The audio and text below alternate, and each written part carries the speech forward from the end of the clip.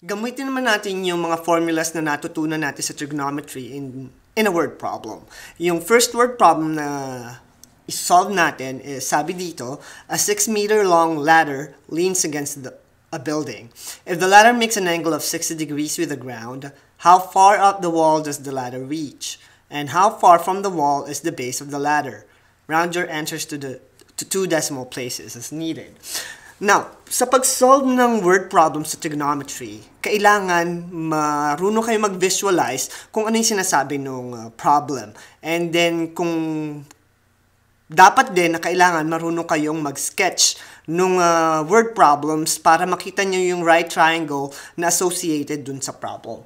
So, tungkol dun sa problem, unahin muna nating hanapin or i-organize muna natin yung problem dun sa given at kung ano yung hinihingi ng problem. So, yung mga given dun sa problem is yung length ng ladder at yung length daw ng ladder, yung haba ng ladder is 6 meters. Tapos daw yung angle na nabuo nung ladder from the ground is 60 degrees. So, yung kailangan nating hanapin is how far the ladder reached the wall at tapos how far is the base of the ladder from the wall. So, dalawa yung tanong na kailangan nating sagutin.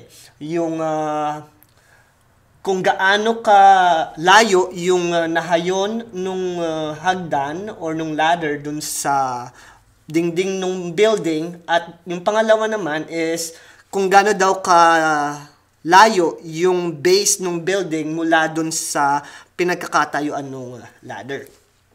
So, ito yung drawing dun sa problem. So, ito yung building nyo, tapos ito yung hagdanan na 6 meters long daw, tapos yung angle na na-form nung hagdanan with the ground is 60 degrees. Kailangan daw nating hanapin yung una, yung height nung ladder nung nakalin siya dun sa building. Tapos, kailangan din nating hanapin yung kung gaano kalayo yung hagdanan nyo, yung ladder nyo doon sa building. So, unahin muna natin tong height nung ladder nyo na nakalin dun sa building. So, since andito na yung diagram ng word problem,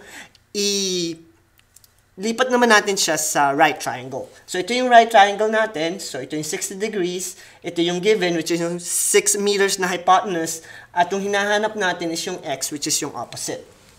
So, using SOHCAHTOA, gagamitin natin is yung sign kasi yun yung merong sa formula na opposite at saka yung hypotenuse. So, sasagutin natin yung unang tanong. How far the ladder reached the wall? So, kung sin theta yung gagamitin natin, sin theta is equal to opposite over hypotenuse. So, yan yung pag-solve dun sa first question nung word problem natin. So, ito yung solution. So, ito yung triangle.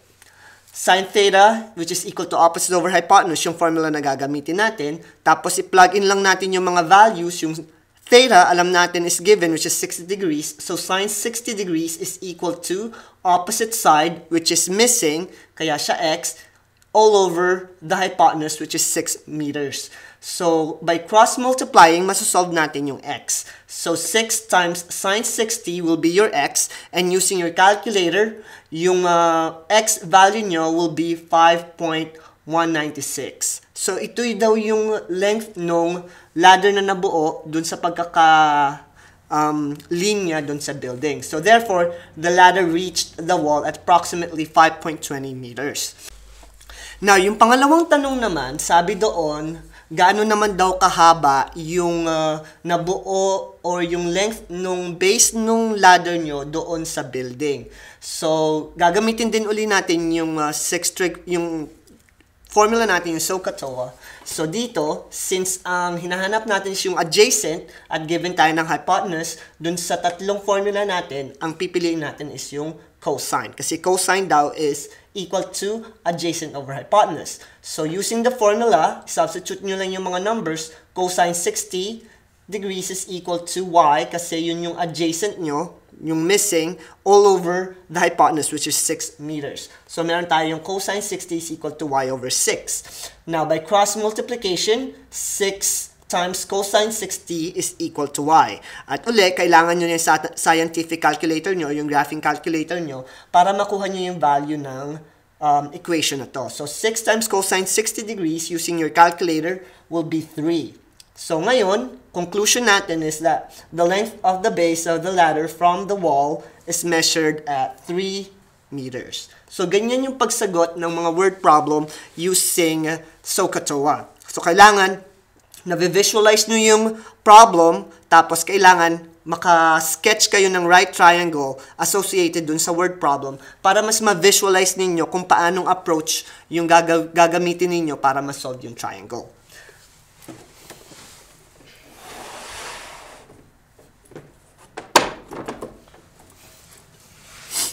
Now, dito naman sa second example natin, sabi dito, a 5-meter long ladder leans against the wall, with the top of the ladder being 4 meters above the ground. What is the approximate angle that the ladder makes with the ground? So, ang mga given dito dun sa problem is yung length ng ladder. Sabi doon, yung ladder mo ngayon, may haba na 5 meters. Tapos yung height naman na nabuo ng ladder pagkakahilig niya dun sa building or sa wall is 4 meters. Ang hinahanap naman natin ngayon is, sabi dito, what is the approximate angle that the ladder makes with the ground? So, ito yung hinahanap natin ngayon, yung angle naman. So, yung mga nauna nating mga word problems, ang hinahanap natin is yung side ng triangle. This time naman, yung angle ang gagamitin natin or hahanapin natin.